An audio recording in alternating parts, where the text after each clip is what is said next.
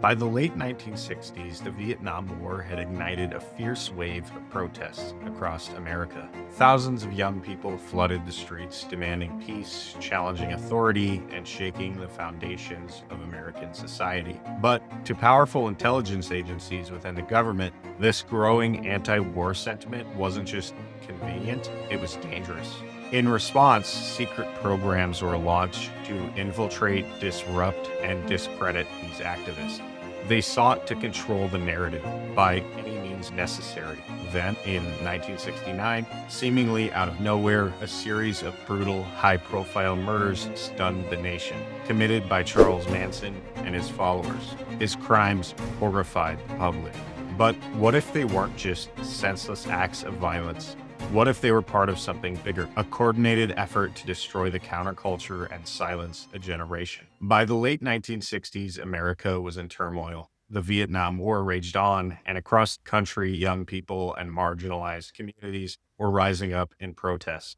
Among the most powerful and vocal groups demanding change was the Black Panther Party, a revolutionary organization founded to defend Black neighborhoods against police brutality and to push for racial justice and social programs. At the forefront of the Panthers in Chicago was Fred Hampton, a charismatic young leader known for his fiery speeches and efforts to unite Black, Latino, and poor white communities. Hampton wasn't just organizing protests, he was building coalitions and creating community programs like free breakfast for children. But the government saw the Panthers not as defenders or community activists, but as dangerous radicals who needed to be stopped. The FBI launched a covert campaign called COINTELPRO, short for Counterintelligence Program. Its goal was to infiltrate, discredit, and ultimately destroy political groups considered subversive. In Chicago, the FBI placed an informant inside Fred Hampton's inner circle, a man named William O'Neill. O'Neill gained Hampton's trust, becoming his driver and bodyguard, and the FBI's key source of inside information. He went beyond basic spying. O'Neill provided detailed floor plans of the Panthers' headquarters to the FBI, including the exact layout of Hampton's apartment where a raid would later occur. But the FBI's sabotage tactics went further. To foment violence between rival civil rights groups, they deliberately spread false information, including authoring fake letters and political cartoons and making it look as if rival factions created them. They told a rival Black Panther organization through FBI informants that Panther leaders John Huggins and Butchie Carter were planning to kill them. The FBI then even gave the rival faction the Panthers' meeting location, all designed to incite violence. The result was brutal. John Huggins and Butchie Carter were ambushed and murdered, victims of a deadly trap set by the FBI's misinformation campaign. And then came the night of December 4th, 1969. With O'Neill's detailed floor plans in hand, Chicago police, working closely with the FBI, raided Fred Hampton's apartment. Inside, Hampton was fast asleep, unaware of the danger. The police fired dozens of rounds, killing Hampton and another Panther leader, Mark Clark, who was guarding the apartment. The official story claimed the police were defending themselves, but investigations and later revelations showed that the raid was a deliberate assassination, aided by an FBI informant who had betrayed Hampton's trust. These killings were random or isolated.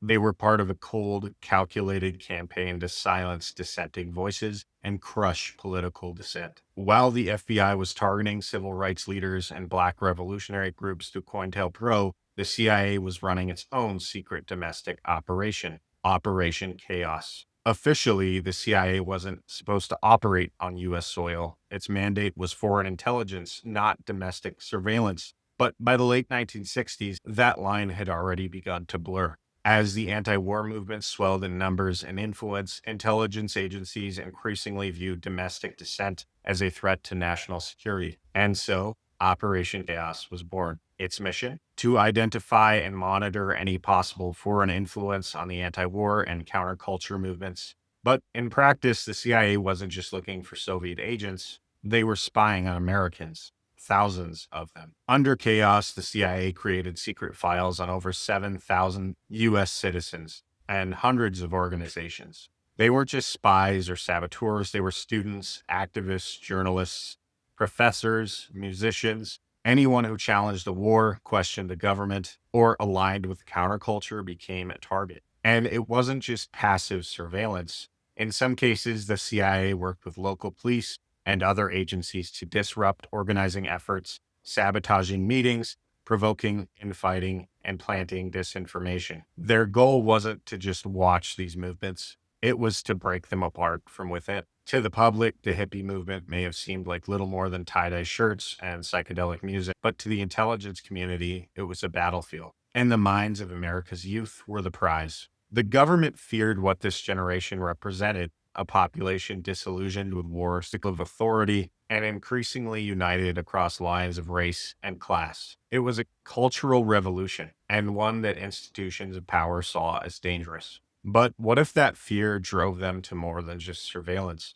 What if it led to something darker, something designed not to just influence counterculture, but to poison it from within? Because just as the government's war on dissent was ramping up, a new villain emerged. One tailor-made to terrify middle America and shatter the image